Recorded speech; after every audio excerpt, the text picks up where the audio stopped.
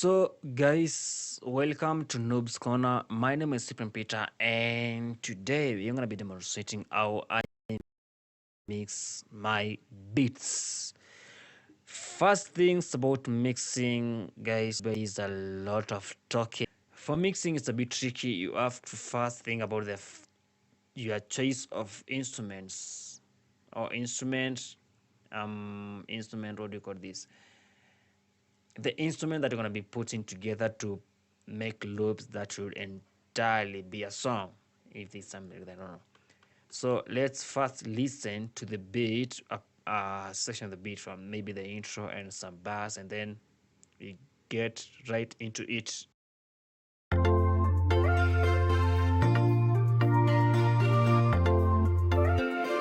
CP, purchase the tracks today.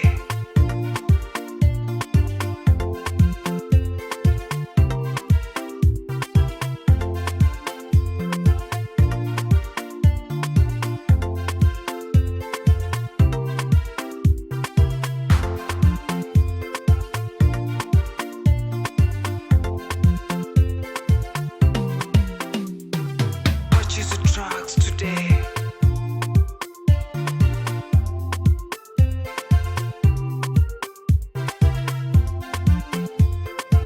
So guys, if you watched our previous tutorial, I was showing you guys how to make this beat. This is a modern gospel beat, or you want to call it just a beat that will suit gospel needs. And if you're from East Africa, probably you have heard this beat. Most guys use it, like I think guys our Tanzania brothers love this kind of vibe so much. Yeah, so it's kind of Zouk, Afro, whatever you want to call it. I don't know the style, but I just go with Zouk or Afro, right? So let's get right into it. The first thing that I like to mix is the thing that is popping out in the beat. Like, okay, how do I explain this? So I think here the first thing that I made, let's highlight some part of the beat for the purpose of explaining. Yeah, because I want the kick to hit hard and not be noisy or something. I think this kick has a lot of high end frequencies. Like, I don't know, is it the same kick that? Yeah. So yeah, this is the kick. Yep. You can feel the kick has a lot of high frequencies. If I switch off the plugins, yeah, you hear it's kind of layered with some hi-hats. I got this from a friend of mine. So yeah, the first thing that I did with the kick is just to filter out those frequencies that I didn't want. You can say it in too much.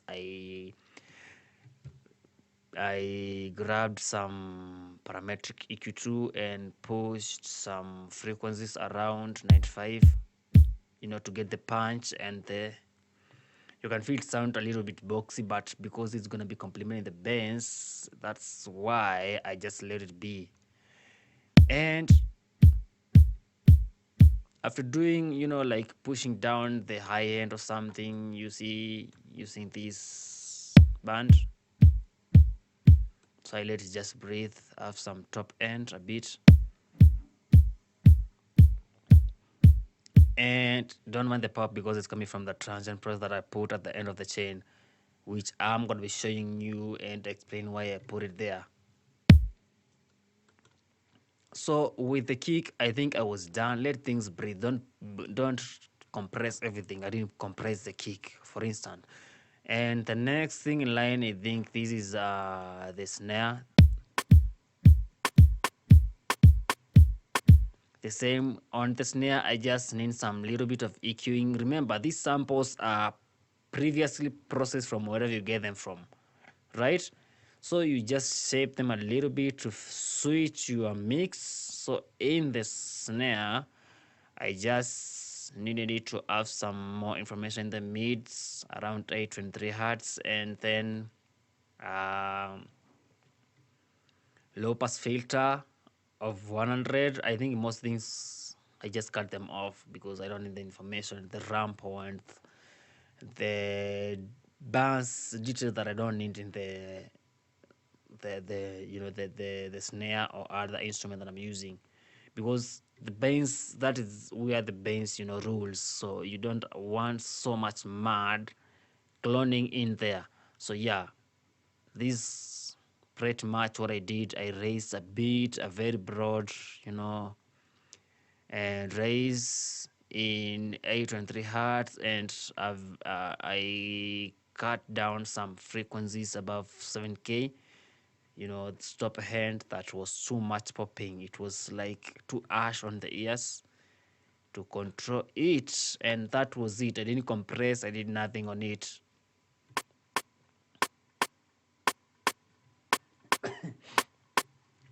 Sorry for that, it's kind of cool.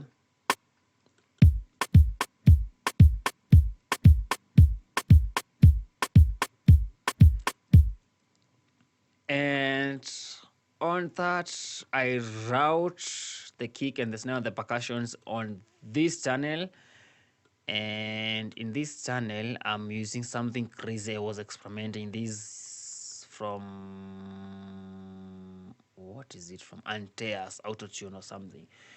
They say it is to be used for vocals, but I use it for anything I want. For you can experiment with these things, guys. So I put it there to just punch and control. It gives the groove some live. It makes it feel live. And let me switch it off so that you can feel what I'm talking about. Now with it,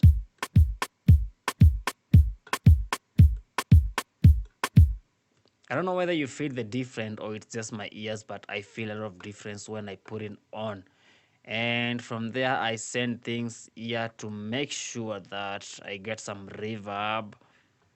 And for reverb, I use Convover. I use this plugin a lot. It's a stock plugin. They want the next thing gonna be very loud because I want to test it.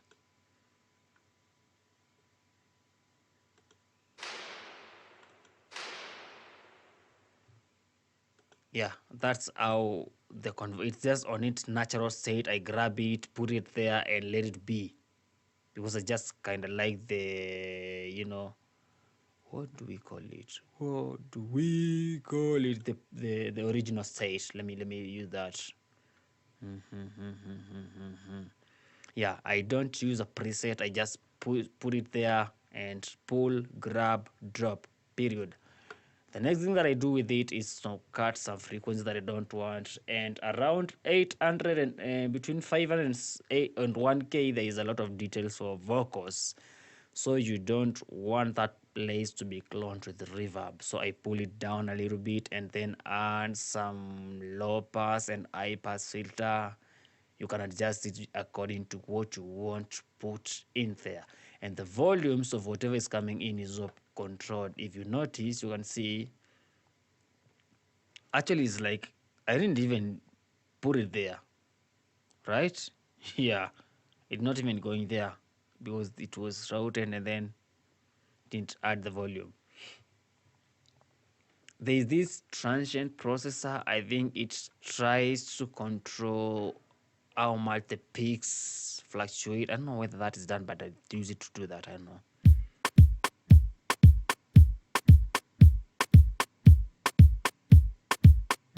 You can see it's pulling down some details, to not make it too sharp to hurt your ears. Sorry for that, guys. It's so cold right now where I am, but don't worry about that. I got some, but I'll be fine, right? Yeah. So the next thing we have Purity playing. Purity is playing, and what is Purity playing?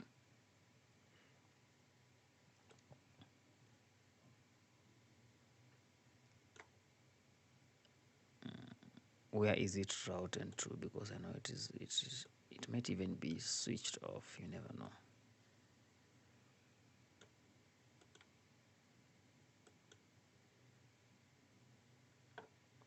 Oh yeah, it is routed here. So let's deal with the guitar first because it's what's coming in. This is a secret, guys. If you have been using hardcore, of course it will be very hard on your processor, but please, if you have been using this plugin, it does wonders. If you don't use it, try it out on guitars and pianos. So here is where things get a little bit messy. I don't like to pull down the attack of the compressor, the first plugin that I put, because it is a plugin that is built with its own plugins. I don't know why that makes sense, but yeah. So I don't like to do so much on the compressor. I let it be natural so that I pull down the threshold and don't interfere with the attack and the ratio, just let it be. I got chorus. This is where things get a little bit messy again, because for guitars you want it to have that groove, like to be full and whole. So I put a chorus effect here, and I play down with the intensity and wait until and speed until it gets something that suits the kind of gear that I want to have. And then I also use some reverb inbuilt. This reverb sounds so natural and real nice. You play along with these knobs to get, there's no setting that has to be like it has to be like that. No, you play along until it suits your sound. And then sometimes I put a delay on my guitars. You can see the time is pulled down, so that it happens quickly and successively. It's just something like that, but yeah, that's why I put down the time to not let it lay too far or be clowning the mix, and sound offbeat. And how much you want to put that in depends on your mix. There are no rules, guys. As I said, no rules. Experiment with these things. Just this is a way to point you on what I do on my mixes. Yeah, and with this we are done. Sometimes the delay comes first before the reverb and chorus, or you experiment until things sound good. Yeah, but I use this kind of preset in my most mixes.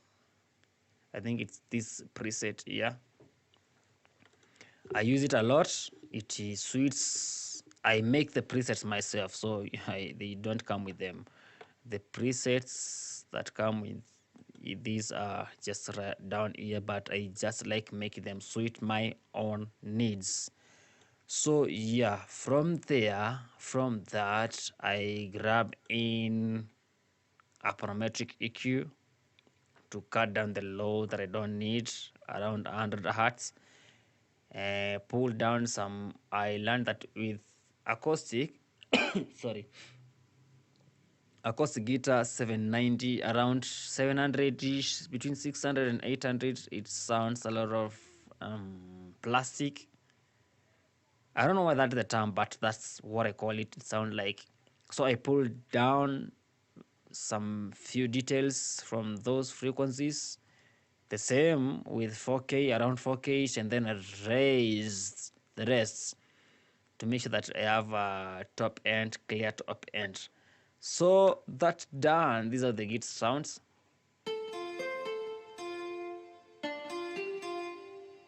I also grab in a stereo enhancer, to make sure that the guitar is open and pan it, like this one is pan to the left, and without effects and with them.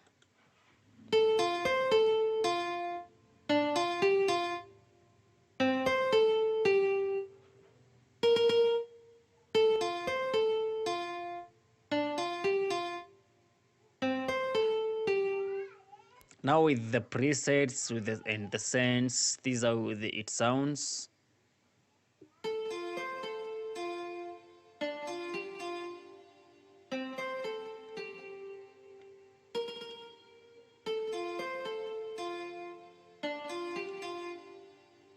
Yeah. The next thing online is, what is it actually? I don't even know what this is, but yeah, it talks about us, and actually I think that it's a lead. Yeah, the first, the second lead now on the or the melody, the solo.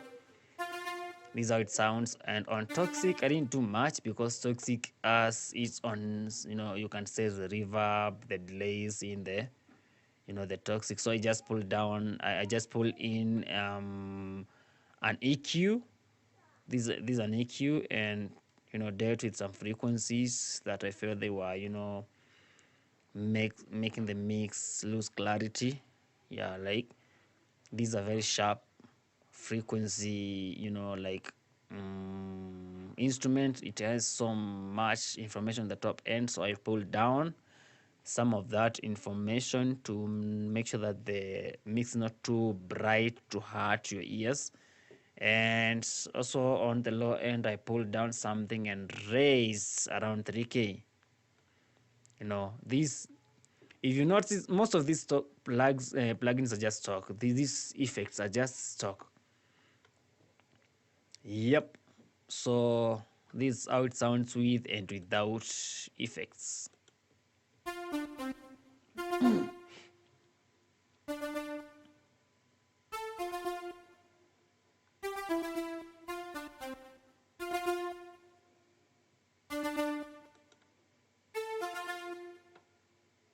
You can hear the panning, the enhancer does some great job on that.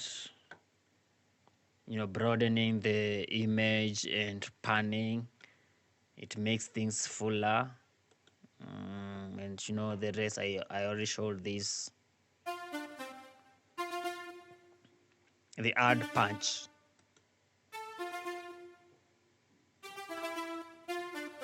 And live into instruments.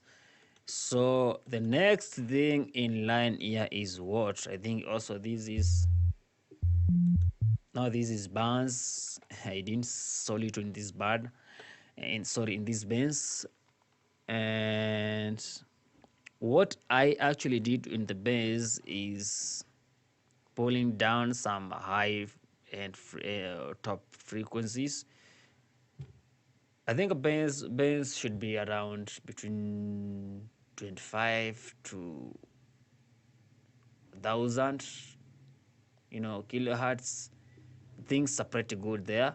So I did not so much, race around 117 hertz, cut everything above 3K. It's a very slow slope sometimes, and most times I just cut everything to 1K and it sounds great. Deep and open. And I think I'm not gonna leave it like this. Yeah. Remember to subscribe, guys. Press on the subscribe button, and please make sure that you give me the like and open the bell when I upload something that we all want to learn about. You can come here and participate. Make sure that you give your comment down in the comment section, and let's continue. So that's how the bands, that's what I do with my bands. And if you notice, I sent some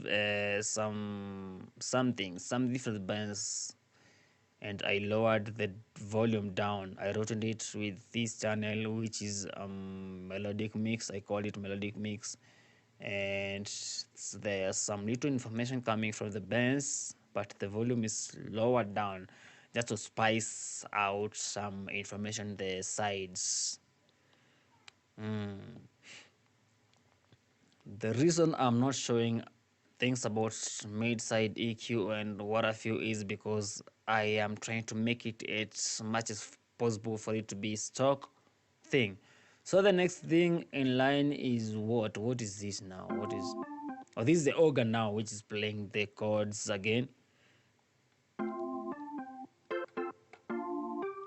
And with the organ, I didn't do much.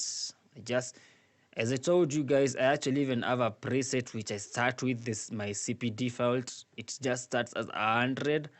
It starts at 100, and then boom, I adjust things from there. I lower down some information from the low end, which sounds boxy, around 300ish, sounds boxy and muffled or something. I don't know how to explain that. And pushed around 700 hertz to make sure that the information there is out, because to get clarity on that place. And then lower again around 5k to make sure that it is not too bright, and then give out air, anything above 10k is about air and breathing or something, things of that sort. So I give it a slop, to make sure that things breathe in that place. Again, remember, as in little is much in music, so I didn't do much in my piano. I grabbed in a stereo enhancer and opened everything in the pan, but just separated. These are stereo separation plugin to make sure everything is, the image is wide in the mix.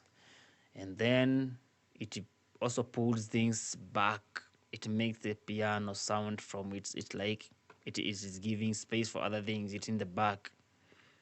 Like if you have if you have them in line, then the piano has to be at not the front line but some other rows, like roll number 2 or 3. That's what I mean. So this is how it sounds without the it is actually routed or sent to melodic mix for spicing and exciting. Yeah, that one, exciting. So it's how it sounds without the exciting and the effects.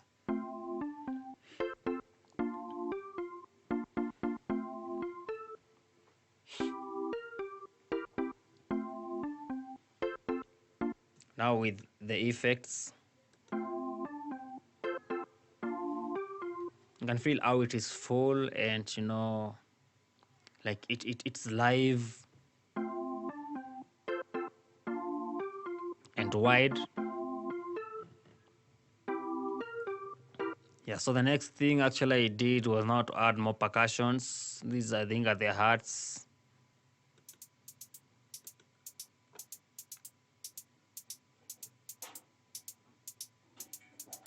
And the arts were first limited, and how I didn't do that in this channel, I don't know, but it's the same.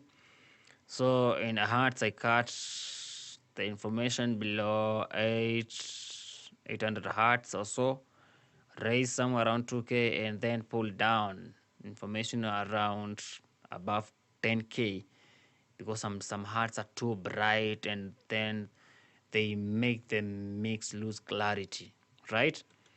Yeah, so with that, this is how the heart sounds, because the layer, let's play both of them because it's kind of the same thing happening. You can see it is, this one is enhanced, it is separated to make sure that the image is wide, and big. So these are how they sound all together.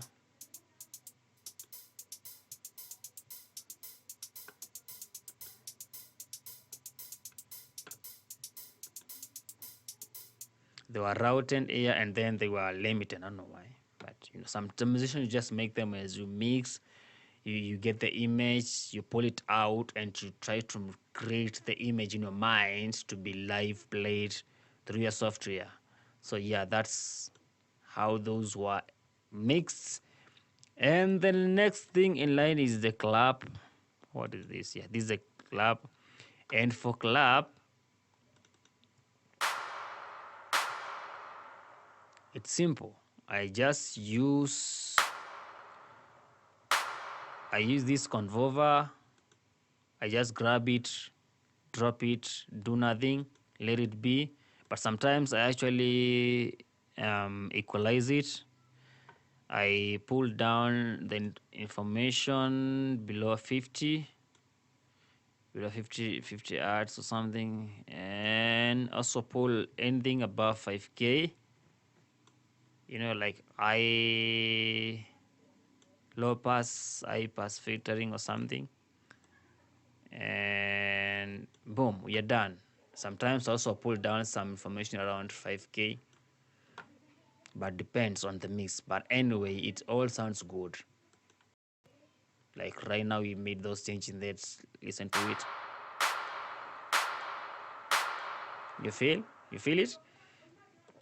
Yeah, the convolver acts as a reverb to give me the tail that I want, and I pull down any information below 130 hertz and make a slope from around 2K, to cut the high end, because now with reverb it becomes too bright and it will be everywhere and all over.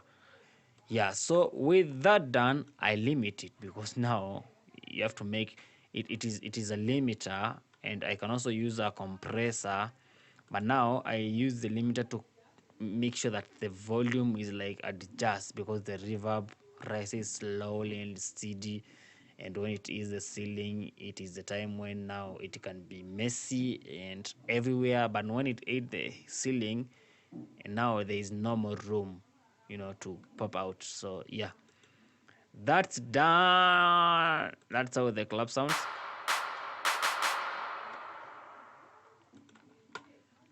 And with that done, what else? This is flex. I think these are things that come last, because this one is used in the introduction phase of the song. This is how it sounds.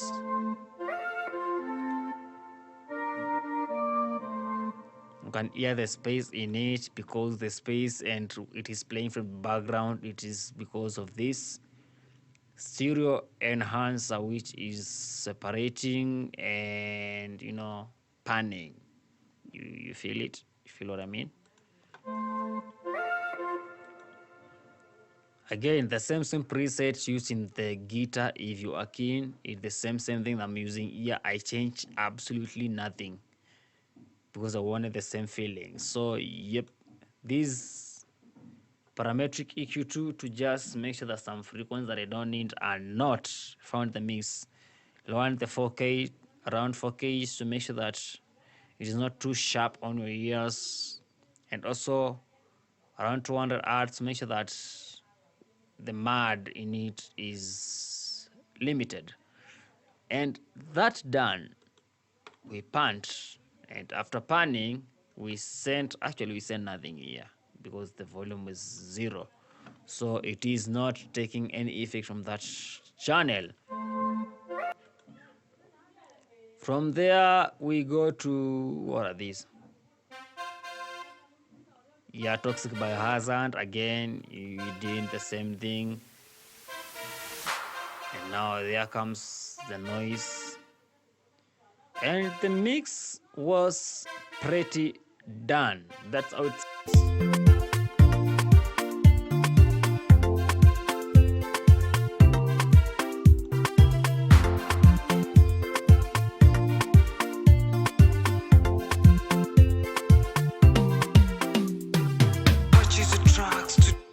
I think I forgot something very important, guys. Sometimes I gain stage as I mix, because when I'm starting, I tend to adjust the volumes to fast, to make sure that everything plays in a balanced manner.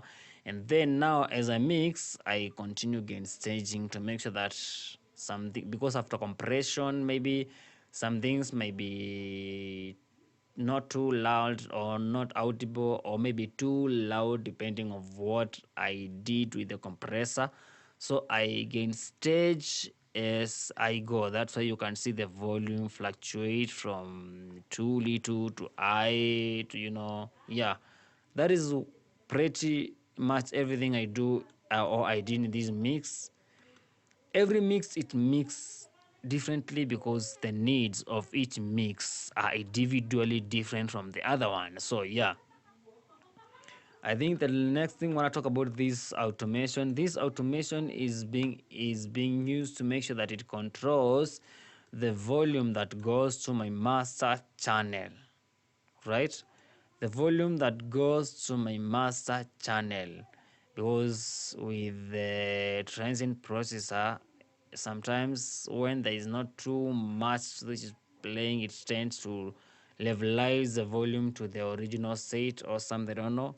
So that's why I used this volume automator to make sure that it, when there are less instrument playing, the drums don't pop out too loud to hurt your ears. Let's take a listen.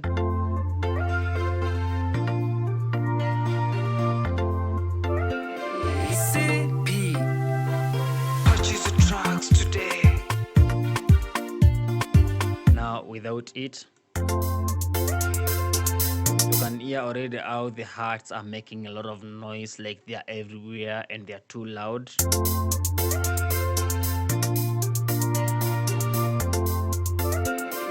CP, purchase the tracks today. So it feels like it kind of adjusts things on its own. Sorry, it can adjust things on its own, so that's why I like to limit it to what it can do and what it can't do.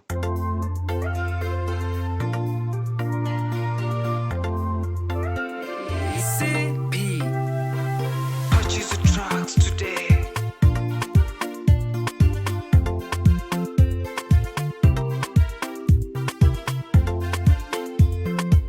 Yeah, and the other thing I want to talk about is these rolls.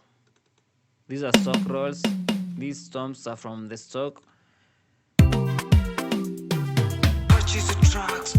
And how are they processed? I think they are sent to some samples.